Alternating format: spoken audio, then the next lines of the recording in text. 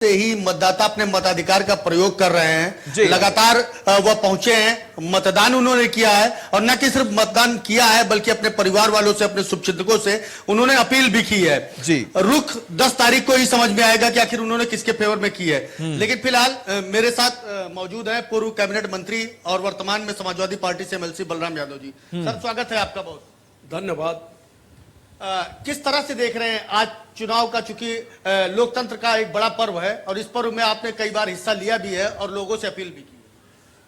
नहीं, ये बहुत ही महत्वपूर्ण था देश की जनता के लिए और अपने संविधान और लोकतंत्र की रक्षा के लिए। यह चुनाव, उत्तर प्रदेश का यह चुनाव बहुत बड़ा राजनीतिक संकट से दूर करेगा। जी बेटे आपके चुनाव लड़ रहे हैं संग्राम यादव अतरौलिया से, सब ठीक तो है?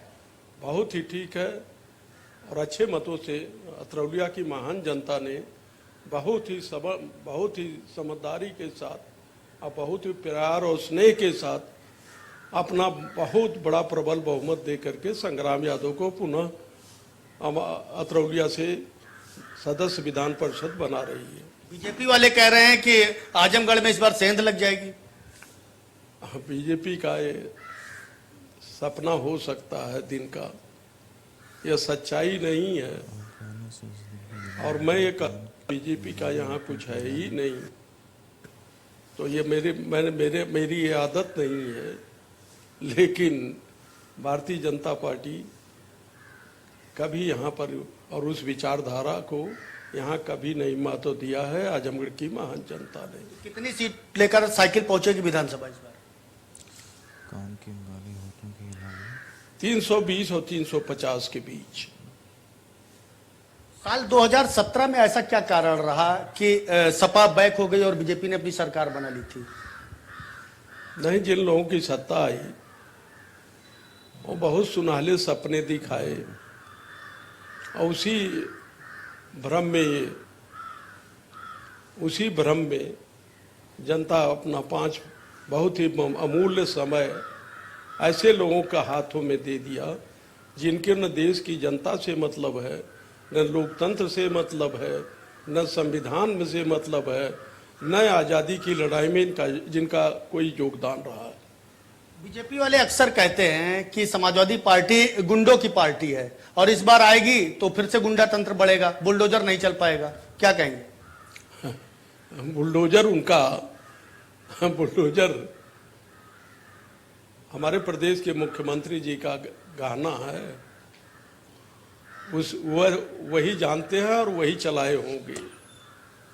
समाजवादी पार्टी जनता के आशीर्वाद से माननीय अखिलेश यादव मुख्यमंत्री बन गए हैं। 14 को संभवतः शपथ, अगर तिथि हमारी सही है तो 14 को हमारी मुख्यमंत्री श्री अखिलेश यादव की शपथ होगी और अब जनता को किए गए वचन पत्र जो उन्होंने दिया है, अपनी हस्ताक्षर से दिया है, उसको लागू करेंगे और उत्तर प्रदेश की महान जनता को आगे, क्षेत्र को, उत्तर प्रदेश को आगे बढ़ाने का काम करेंगे। आजकल एक चर्चा आम हो चुकी है जिसमें कहा जाता है कि आपने तो नेताजी के साथ भी जो है मंत्रालय संभाला है, अखिलेश जी के साथ भी आप रहे हैं। विपक्ष लगातार इस बात, जब विपक्ष था उस समय बीजेपी या बसपा अन्य दल भी, विपक्ष कहते थे कि अनुभव की कमी है। क्या वाकई अखिलेश जी में कोई अनुभव की कमी थी उन दिनों?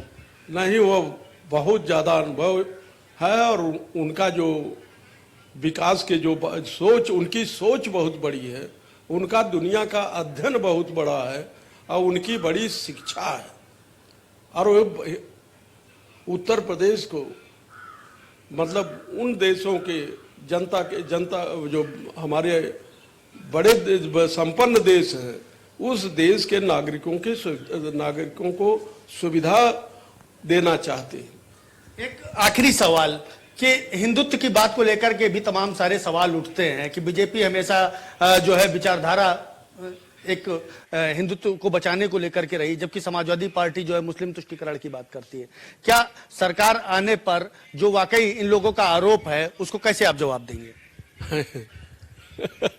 हंसी आती है, उन्होंने देश को पढ़ा नहीं है। यहाँ हिंदू, मुस्लिम, सिख, ईसाई सब आपस में है भाई भाई उनकी ये गणित फेल है और अब इस विचारधारा को मतलब कई पीढ़ियां कभी नहीं अवसर देगी। चलते चलते संजय निषाद के बारे में क्या कहेंगे? निषादों को साथ लेकर बीजेपी जानता उनको को, और ओम प्रकाश राजभर को?